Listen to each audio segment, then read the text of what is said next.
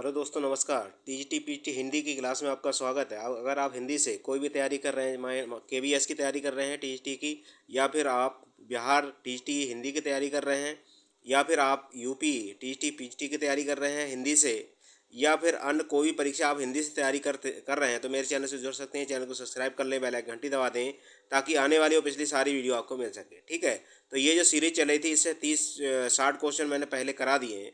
अगले देखिए 61वां क्वेश्चन है आज। पहला क्वेश्चन है आज का 61वां। दीपशान का समय था। दीपशान का समय मेघ में आसमान से उतर रही संध्या सुंदरी परी सी धीरे धीरे धीरे। प्रस्तुत पंक्तियों के रचनाकार कौन? महादेवी वर्मा, सुमित्रा नंदन पंत, रामधारी सिंह दिनकर या सूर्यकांत त्रिपाठी निराला। तो ये जो पंक्तियां हैं वो आपके सूर्यकांत त्रिपाठी द्वारा लिखी गई हैं। ठीक है, अगला क्वेश्चन देखिए। अगला है आपका साच बराबर तब नहीं, झूठ बराबर पाप। इस पंक्ति के रचयिता कौन है? कबीरदास, जयसी, मीरा या रसखान। साच बराबर तब नहीं, झूठ बराबर पाप। ठीक है, किसकी पंक्तियां हैं ये? तो ये जो पंक्तियां हैं वो हैं आपकी कबीरदास की। अगला क्वेश्चन है, अष्टछाप के सर्वश्रेष्ठ भक्त कवि के रूप में का नाम आता है या लिया जाता है। अष्टछाप के सर्वश्रेष्ठ कवि किसे कहा जाता है? कुम्भननाथ को, सूरदास को, परमानंद दास को या कृष्णदास को। तो अष्टछाप का जहाज भी कहा जाता है और अष्टछाप के सर्वश्रेष्ठ कवि भी कहे जाते हैं। उनका नाम है आपका सूरदास। ठीक है, सूरदास को अष्टछाप का जहाज भी कहा जाता है। अगला क्वेश्चन देखिए। अगला है, रामचरितमानस की भाषा क्या थी? भोजपुरी, प्राकृत, ब्रजभाषा या अवधी। रामचरितमानस जो थी वो तुलसीदास द्वारा लिखी गई, लेकिन उन्होंने तुलसीदास ने सबसे ज़्यादा रचनाएं अपनी ब्रज भाषा में की हैं। लेकिन अगर बात करें कि रामचरितमानस कौन से भाषा में लिखा है उन्होंने, तो उन्होंने लिखा था ये अवधी भाषा में। रामचरितमानस कौन से भाषा में लिखा गया है? अवधी भाषा में लिखा गया। अगला क्वेश्चन देखिए, भूषण किस रस के कवि थे? रौद्र के, करुण के, वीर के या श्रृंगार रस के। भूषण, तो भूषण जो कवि थे वो थे आपके वीर रस के। भूषण जो कवि हैं वो वीर रस के कवि हैं। अगला क्वेश्चन देखिए। अगला है, हिंदी का आदि कवि किसे माना जाता है? हिंदी का आदि कवि अब्दुल रहमान को, सरापा को, स्वयंभू को या पुष्प दत्त को। हिंदी का आदि कवि, तो हिंदी का जो आदि कवि है वो कहा जाता है आपका स्वयंभू को। स्वयंभू को जो है हिंदी का आदि कवि कहा जाता है। अगला क्वेश्चन देखिए। अगला है, रामचरितमानस में कितने कांड हैं? रामचरितमानस में कांडों की संख्या बताइए। तो 4 हैं, 5 हैं, 7 हैं या फिर 8 हैं। तो इसमें रामचरितमानस में जो कांड है वो 8 हैं। ठीक है, अगला क्वेश्चन है, निम्नलिखित में कौन सा एक व्यंग लेखक है? कौन सा व्यंगकार है? तो श्याम सुंदर दास हैं, विद्यानिवास मिश्र हैं या राहुल साकृत्यायन है या हरिशंकर परसाई हैं। ठीक है, व्यंग लेखक की बात हो रही, व्यंगकार कौन है इसमें? तो 68 का जो आंसर है वो है आपका डी। 68 का आंसर कौन है? हरिशंकर परसाई जो है बहुत बड़े व्यंगकार हैं। ठीक, अगला क्वेश्चन देखिए। अगला है आपका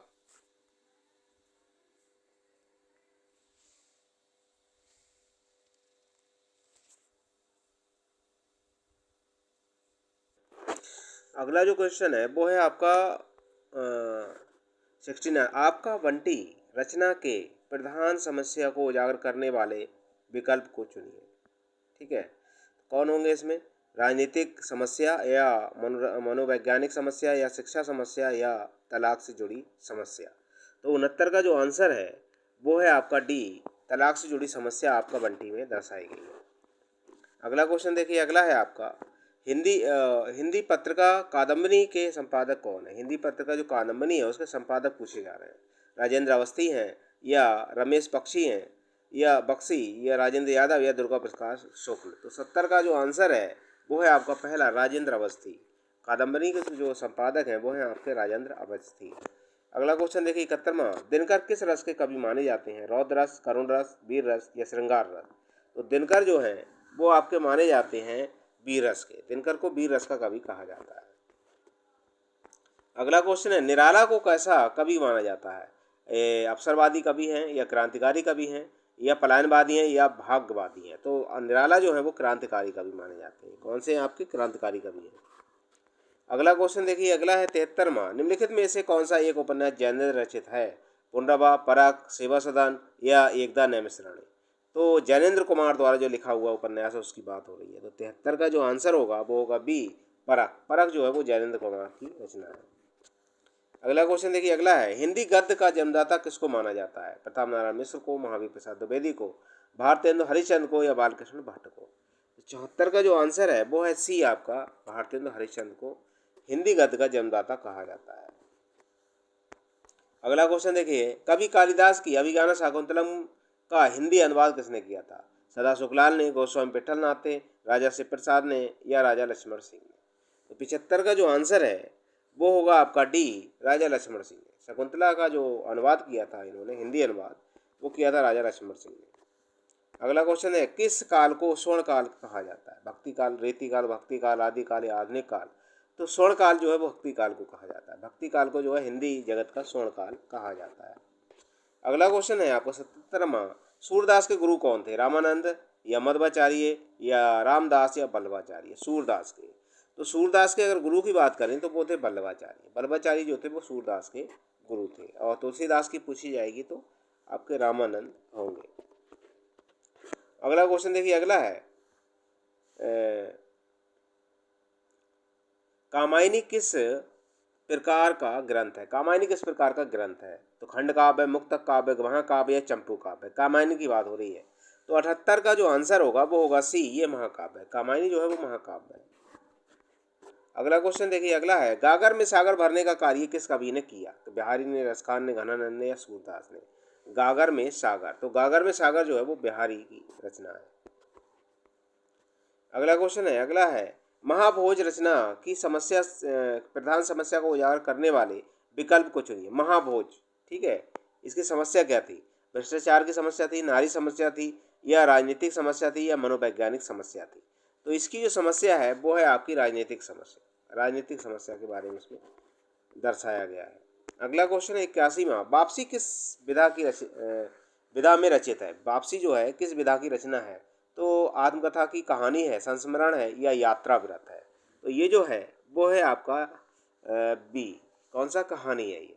वापसी जो है वो कौन सी है? कहानी है।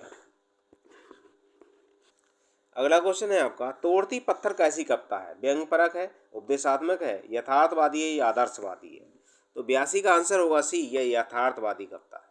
वह तोड़ती पत्थर देखा मैंने इलाहाबाद के पथ पर। इसके जो लेखक हैं वो हैं आपके निराला जी। अगला क्वेश्चन है, फणीभद्र नाथ रेणु संबंध सही प्रदेश का नाम चुनिए। तो फणीश्वर नाथ रेणु जो है वो कौन से प्रदेश से बिलोंग करते थे, मतलब रहने वाले थे? तो महाराष्ट्र या बिहार, हिमाचल या उत्तराखंड? तो 83 का जो आंसर है वो है बी, ये बिहार राज्य के थे, ठीक है। अगला क्वेश्चन है, अगला है राष्ट्र विद्यापति की पदावली की भाषा क्या थी? विद्यापति की पदावली की भाषा क्या थी? मैथिली थी, ब्रजभाषा थी, भोजपुरी थी या मगही थी? तो विद्यापति की जो पदावली है उसकी भाषा जो है वो थी मैथिली, और इसी के कारण इनको मैथिल कोकिल भी कहा जाता है। मैथिल कोकिल की ये उपाधि मिली थी विद्यापति को, तो इसी रचना के लिए एक मिली थी, मैथिल कोकिल। अगला क्वेश्चन है 85वां, को उग्र भी कहा जाता है, मतलब इसके नाम किसके नाम, किसका उपनाम जो उग्र नाम से जानते हैं उसको पूछा जा रहा है। रामेश्वर लाल दुबे को, पांडे बेचन शर्मा को या नरेश मेहता को या आगे को? तो पांडे बेचन शर्मा उग्र, मतलब उग्र जो लगाया जाता है वो पांडे बेचन शर्मा के आगे ही लगाया जाता है, ठीक है। अगला क्वेश्चन देखिए, बिहारी किस राजा के दरबारी कवि थे? महाराणा प्रताप के, शिवाजी के, जय सिंह के या तेज सिंह के? तो बिहारी जो थे वो जय सिंह के दरबारी कवि थे। अगला क्वेश्चन है, शेष कादम्बरी के रचयिता हैं नरेश मेहता, महावीर हजारी प्रसाद द्विवेदी, बाणभट्ट या अलका सरावगी? शेष कादम्बरी, तो शेष कादम्बरी के जो रचनाकार हैं वो हैं अलका सरावगी। अलका सरावगी द्वारा ये रचना लिखी गई है। अगला क्वेश्चन देखिए, अगला है राग दरबारी उपन्यास के रचयिता हैं राग दरबारी? तो राही राम मासूम रचा है, श्रीलाल शुक्ल हैं, हरिशंकर परसाई या फिर हैं आपके शरद जोशी? तो राग दरबारी उपन्यास जो है वो श्रीलाल शुक्ल द्वारा लिखा गया है। अगला क्वेश्चन है, पूस की रात कहानी के रचनाकार है प्रेमचंद, शिव पूजन सहाय, निराला या प्रसाद? तो शिव पूजन, वो पूस की रात जो है वो आपकी प्रेमचंद की रचना है।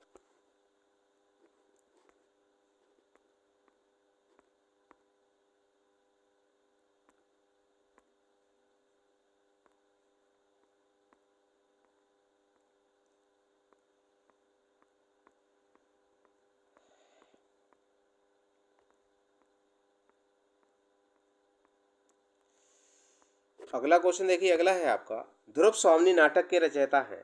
ध्रुव स्वामिनी नाटक के रचयिता कौन है? राम कुमार वर्मा है या राम वृक्ष बेनीपुरी हैं, या जयशंकर प्रसाद हैं, या बास भारतेंदु हरिश्चंद्र। तो ध्रुव स्वामी नाटक के जो रचयिता हैं ध्रुव स्वामी, तो ध्रुव स्वामी जो है जयशंकर प्रसाद द्वारा लिखा गया नाटक है। ठीक है, तो ये आज मैंने आपके 30 क्वेश्चन रखे थे जो कि आपके हिंदी टीजीटी पीजीटी से संबंधित थे। जो भी यूपी टीजीटी हिंदी से तैयारी कर रहे हैं, या पीजीटी से, या बिहार टीजीटी पीजीटी हिंदी से, या केवीएस हिंदी, या DSSSB हिंदी, या बिहार हिंदी, या फिर राजस्थान हिंदी, यानी टीजीटी पीजीटी से कोई भी आप तैयारी कर रहे हैं, या फिर नेट की तैयारी कर रहे हैं, तो मेरे चैनल से जुड़ सकते हैं। चैनल सब्सक्राइब कर लें, बेल आइकन की घंटी दबा दें, आने वाली वीडियो पिछली सारी वीडियो आपको मिल सके। धन्यवाद।